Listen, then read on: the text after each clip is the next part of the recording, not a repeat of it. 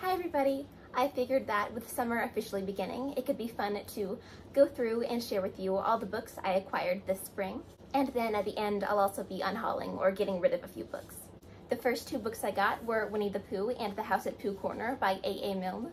I'm not actually totally sure if I've ever read any of the Winnie the Pooh books cover to cover, but I definitely hope to soon because I really love their sweet, cozy vibe, and I watched the cartoon, the Disney cartoon, when I was little, of course, and I remember Piglet was always my favorite character, so it'll be fun to get to these soon. Okay, like the incredibly competent, spatially aware individual I am, I just got done cleaning the half-gallon of water I spilled on my floor, but anyway, the next book I have to show you is Adverbs by Daniel Handler. Of course, I was raised on Handler's Lemony Snicket books, and I also recently read his debut novel, The Basic Eight, which I loved as well. If I'm not mistaken, one of the characters in that actually makes an appearance in this, although I haven't read Adverbs yet, so don't quote me. I'm pretty sure this is like an anthology of sorts, following a bunch of different characters in the same city, so I very much look forward to reading it eventually. Also by Daniel Handler, I have his latest release, and then, what else? This is a signed copy too, which is pretty cool. This is a nonfiction memoir of sorts, in which we get to explore the author's thoughts on writing, life, literature, art, movies, and so much more. And I actually read this back in late May, early June, and it was excellent. It was one of those books that made me want to go out and read every single other book that's ever been written. The next book I've got is Sorcery of Thorns by Margaret Rogerson. I don't know too much about the plot of this one, I just know that it's a semi-cozy YA fantasy that I've heard great things about, and has been on my to-be-read list for a very long time now. So I've got some very high hopes for this book, and I'll probably be picking it up to read in June or July. Next is The Moth Keeper by Kay O'Neill. I'm quite the enjoyer of graphic novels, and I've previously read this author's Tea Dragon Society and Tea Dragon Festival books, which weren't my favorites, but I really loved the art, and I adore the art style in this one as well. Again, I'm not totally sure as to what it's actually about, but it's visually stunning, and it smells really good too. Next up is this very beautiful edition of The Complete Poetry of Sylvia Plath. As you can see, it's got this little ribbon bookmark, and this is what the inside jacket looks like, or the inside cover. I'm currently making my way through all the poems, slowly but surely, and my goodness does that Miss Plath know how to write. Her use of language, rhythm, and themes never ceases to blow me away. Next, I've got this Norton Critical collection of classic fairy tales. This includes stories from the Brothers Grimm, Charles Perrault, Roald Dahl, Margaret Atwood, and more. And I actually collect classic fairy tales, so this will make a very nice addition to my collection. Next, I've got Falling Up by Shel Silverstein. I've loved Silverstein's work since I was really little. I've always admired his creativity and his poetry and his illustrations. And Falling Up is of course a classic in my heart, alongside A Light in the Attic, Where the Sidewalk Ends, and The Giving Tree. There's some real gems in here. Advice, I remember that one, that one's a classic. Carrie by Stephen King, aka the only Stephen King novel I've ever read. I think I read this back in January 2022 when I was 14, and very shortly thereafter I became head over heels obsessed with the 80s musical version of Carrie. And then of course the De Palma film starring Sissy Spacek and Piper Laurie is one of my favorite horrors. So yeah, having been quite the Carrie fan in all its many iterations for years now, having a physical copy just feels right. Although I will say, I think this cover is a little bit ugly. I mean, I get the symbolism, I get what it's going for, how the white flower represents purity and the skull represents death, but it's still kind of ugly. No shade to the cover designer though. I for one love ugly book covers. Next I have Gallant by V.E. Schwab. I know very little about the premise of this book, but I do know that it was on sale, so naturally I bought it. I've been meaning to read something by V.E. Schwab for forever, especially Vicious, because I feel like she's a writer I really enjoy, but I've just yet to get around to it. So I definitely have plans to read this at some point, and the cover is also very pretty. The next book I've got is The Flourishing of Florally Little, and yet again, I know very little about the actual plot of this book. I realize I'm beginning to sound a bit like a broken record. But it's middle grade, the cover looked cute, the description sounded interesting, and it was only $5, so I decided to pick it up. Next up, I've got Furthermore by Tahira Mafi. I read this earlier this year and loved it so much I needed a physical copy.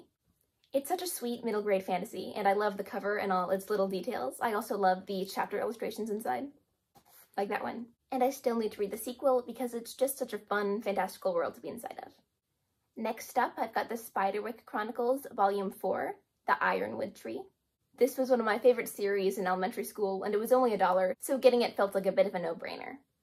Although I remember after finishing the initial series, I read the spin-off, Beyond the Spiderwick Chronicles, and those weren't nearly as good, and I just recall feeling so much disappointment as like a 10-year-old. Next, I've got this book of African myths by Jake Jackson.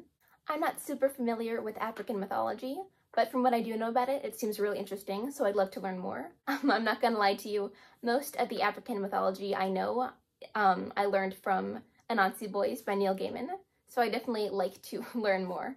I feel like expanding my knowledge of all sorts of different world mythology is definitely on my bucket list. Next up, I've got Valerie and Her Week of Wonders by Vyacheslav Nesval. I'm so sorry. I know I pronounced that so terribly. I'm so sorry. My apologies to everybody. First of all, I'd just like to acknowledge how cute this cover is, and also how cute of a name Twisted Spoon Press is. That's the publishing company, and that's adorable. This is a Gothic surrealist novel translated from Czech, and in the description in the back, it actually compares it to some of the films of Jan Svankmajer. I'm so sorry, I can't pronounce his name to save my life, but if that man has no fans, I'm dead. I've actually read this already. I read it in a single evening. It was super quick to get through. And I enjoyed it, you know. I really liked the atmosphere and the themes and just how weird everything was. Also, look me in the face and tell me this is not one of the most hysterical author photos you've ever seen in your entire life. If I ever read a book, I want my author photo to just be me like swimming in a pool, looking ominously at the camera. That's hilarious. Next up, I've got The Wild Party by Joseph Moncure March, which I read this April. This edition comes with illustrations by Art Spiegelman, who's the same guy who wrote and illustrated Mouse, if you know that book, and I think they just complement the story so well. The Wild Party is a 100-page narrative poem that's very 20s, very risque, I guess you could say, especially for back in the day when it came out. I really love the rhyme scheme and the rhythm. It's got this sort of off-kilter Mother Goose feel to it. Next, I've got the Beatrice Letters from Lemonade Snicket, which I've been dying to get my hands on since I was 9 years old. I was kind of surprised by this at first, but it's actually like a folder inside, and then inside said folder, you get the actual book, which is like a multimedia piece. And then you also get this fun little poster.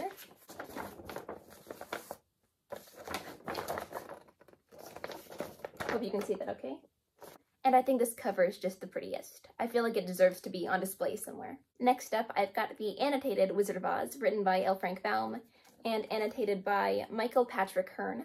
While not nearly as impressive as my Alice in Wonderland collection, I do have a humble little Wizard of Oz collection of my own, so this was certainly a fortunate find.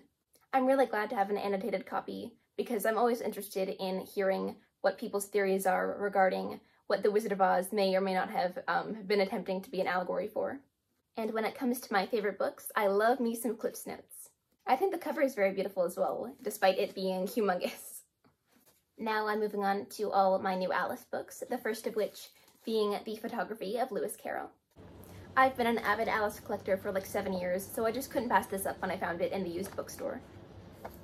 And as you can see, it's got lots of Carroll's photography, as well as some writing on his life and his portfolio, I guess. And there's the back and the spine. And then I've got this Chiltern Publishing edition of Alice's Adventures in Wonderland by Lewis Carroll.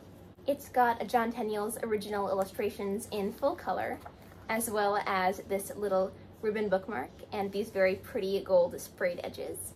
Next up, I've got this baby lid copy of Alice in Wonderland, which is, you know, obviously meant for babies, but I still think it's got some really cute illustrations, and I just think it's a really cute edition overall, and I'm really happy to have it as part of my collection. And then my final Alice in Wonderland book for now is this stunning Everyman's Library edition. Not only does it have a very pretty cover, but it's got these really neat end pages and the original John Tenniel illustrations inside. And this includes both Alice's Adventures in Wonderland and Through the Looking Glass. These next few books I got from a free sort of giveaway type thing. So the first one up is Mrs. Dalloway by Virginia Woolf. And then I'm not even gonna attempt to pronounce the title of this one. I feel like that would end up being terribly offensive, but it's pretty cool. And then I've got Writing Tools by Roy Peter Clark, which will be interesting to read. I don't read a lot of writing advice, but I probably should. And then last but not least, I've got Novel Destinations, which is like a book of all sorts of different geographical locations that different works of literature are set in. So that concludes my spring book haul. Let's move on to the unhaul. The first book I'll be getting rid of is The Raven Boys by Maggie Stiefvater. I tried reading this book about a year ago, but I just couldn't get into it, and I'd much rather give it to somebody who will enjoy it than just have it sit on my bookshelf collecting dust. The next book I'll be getting rid of is Take Me With You When You Go. I remember reading this a couple years ago. I think I enjoyed it well enough, I don't really remember, but I don't hold any particular sentimental attachment to this book, so there's really no reason for me to keep it around. On a similar note, I've got One of Us is Lying and One of Us is Next, both by Karen and McManus. I read these last year, and I enjoyed this one actually quite a bit, and I didn't really like this one that much. But I don't really hold any personal attachment to either of them, so, you know, I really have no reason to keep them. And that same line of reasoning goes for these next three books as well. The Chalk Man by C.J. Tudor, Blackout by a bunch of different people, and The Taking of Jake Livingston by Ryan Douglas.